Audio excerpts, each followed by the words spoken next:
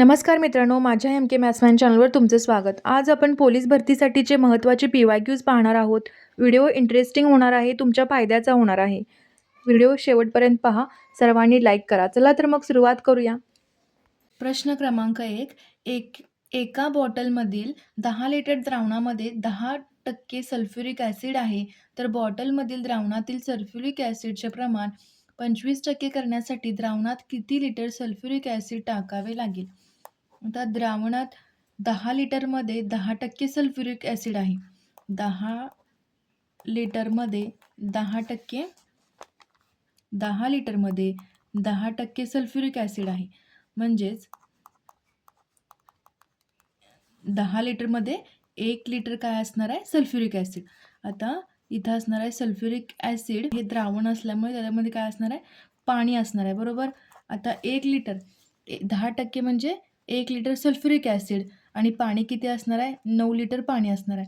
आता जर बॉटलमधील द्रावणातील सल्फ्युरिक ॲसिडचे प्रमाण 25% करण्यासाठी, आता सल्फ्युरिक ॲसिडचे प्रमाण 25% करायचं आहे, पण पाण्याचं प्रमाण आपल्याला आहे तेवढंच ठेवायचं आहे. म्हणजेच काय, आता 25% जर सल्फ्युरिक ॲसिड असेल तर 75% काय असेल?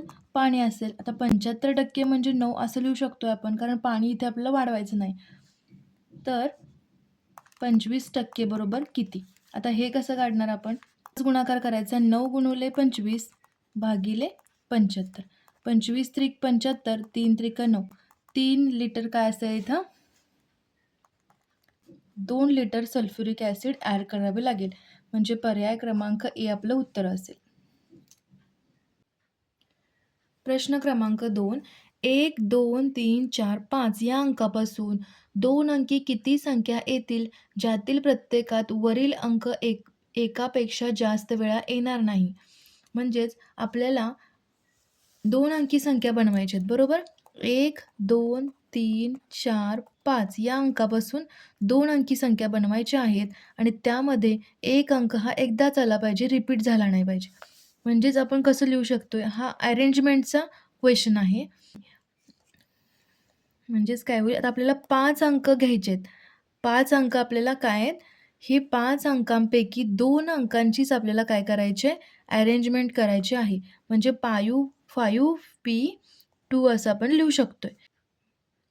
5P2 कसं लिहू शकतोय? 5 फॅक्टोरियल डिवायडेड बाय 5 - 2 फॅक्टोरियल. आता हे 5 फॅक्टोरियल म्हणजे 5 × 4 × 3 × 2 × 1 डिवायडेड बाय 5 - 2 म्हणजेच काय? 3 फॅक्टोरियल. आता 5 × 4 × 3 × 2 × 1 3 फॅक्टोरियल कसं लिहू शकतो आपण? 3 × 2 × 1. आता 3, 2, 1 कॅन्सल होईल हे. आता इथं किती राहील? 20. 20 अशा 2 अंकी संख्या तयार होतील, ज्यामध्ये एक अंक हा एकदाच येईल. पर्याय क्रमांक बी आपलं उत्तर असेल. प्रश्न क्रमांक 3. 15 सायकलची खरेदी किंमत 25 सायकलच्या विक्री किमती एवढी असेल तर किती टक्के तोटा होईल? आता वस्तूंच्या रूपात इथे हे एक्झाम्पल आहे आणि खरेदी किंमत दिलेली आहे आणि विक्री किंमत दिलेली आहे. इथं तोटा झाला आहे, तर आपण कसं काढतोय? पर्सेंटेज तोटा वस्तूंची वजाबाकी विक्रीच्या वस्तू डिवाइड काय करू? विक्रीच्या वस्तू. आता इंटू शेकडा काढायचा, त्यामुळे इंटू 100. वस्तूंची वजाबाकी 15, 25 वजा 15, 25 वजा 15. विक्री किती वस्तू केल्यात आपण? 25 इंटू 100. आता इथं काय होईल? 40% आपल्याला तोटा होईल. पर्याय क्रमांक सी आपलं उत्तर असेल. हा फॉर्म्युला इम्पॉर्टंट आहे. वस्तूंची वजाबाकी करायची, तोटा काढायचा आहे, त्यामुळं विक्रीच्या वस्तू डिवाइड होणार. इथे जर आपल्याला शेकडा नफा काढायला सांगितला असता, हाच फॉर्म्युला वापरला असता. वस्तूची वजाबाकी डिवाइड काय? विक्रीच्या वस्तूच, हाच फॉर्म्युला सेम यूज केला असता. जर पर्सेंटेज नफा विचारला असता तर सेम फॉर्म्युला यूज करायचा. याप्रमाणे होमवर्कसाठी एक क्वेश्चन आहे बघा. 15 सायकलची खरेदी किंमत 10 सायकलच्या विक्री किमती एवढी असेल तर किती टक्के नफा होईल? सेम हाच फॉर्म्युला यूज करायचा आणि पर्सेंटेज नफा तुम्ही सॉल्व करून मला कमेंट करा. चला वळूया पुढच्या प्रश्नाला. प्रश्न क्रमांक 4. अ व ब चे वार्षिक उत्पन्न 4:3 प्रमाणात असून त्यांच्या खर्चाचे प्रमाण 3:2 आहे. प्रत्येकाजवळ वर्षात शेवटी 600 रुपये शिल्लक राहिले तर अ चे वार्षिक उत्पन्न किती? उत्पन्न अ आणि ब लिहूया इथं आपण. उत्पन्न झालं, त्यानंतर खर्च. उत्पन्न किती, उत्पन्नाचे प्रमाण किती आहे? 4:3. खर्च किती आहे त्यांचा? 3:2. आता प्रत्येकाजवळ वर्षाच्या शेवटी 600 रुपये शिल्लक राहिले. आता शिल्लक काय असणार आहे तिथं? शिल्लक प्रमाण किती असणार आहे? 4 - 3 1, 3 - 2 1. तर 1 म्हणजे काय आहे इथं? 600 रुपये शिल्लक राहिलेत वर्षाच्या शेवटी प्रत्येकाजवळ. अ जवळ पण 600 रुपयेच राहिलेत, बी जवळ पण 600 रुपये. तर अ चे वार्षिक उत्पन्न किती? आता अ चे वार्षिक उत्पन्न काय रेशो दिलेला आपल्याला? 4:4 दिलेला आहे. म्हणजे 4 × 600 2400 रुपये वार्षिक उत्पन्न असेल अ चे. पर्याय क्रमांक ए आपलं उत्तर असेल 2400. प्रश्न क्रमांक 5. अजयने 70,000 रुपये गुंतवून एक उद्योग सुरू केला. प्रभावती या उद्योगात 6 महिन्यानंतर आली व त्यावेळी तिने 1,05,000 गुंतवले. राहुलने पुढे 6 महिन्यानंतर याच उद्योगात रुपये 1,40,000 गुंतवून या उद्योगात तो आला. जर 3 वर्षानंतर या उद्योगातील नफा अजय, प्रभावती, राहुल यांच्यामध्ये वाटायचा असेल, कोणत्या प्रमाणात वाटावा? आता इथे नफा प्रमाण काढायचं आहे आपल्याला. 3 व्यक्ती आहेत, अजय, प्रभावती आणि राहुल. आता भांडवल यांनी तिघांनी वेगवेगळं घातलेलं आहे. 3 वर्षासाठी हा त्यांचा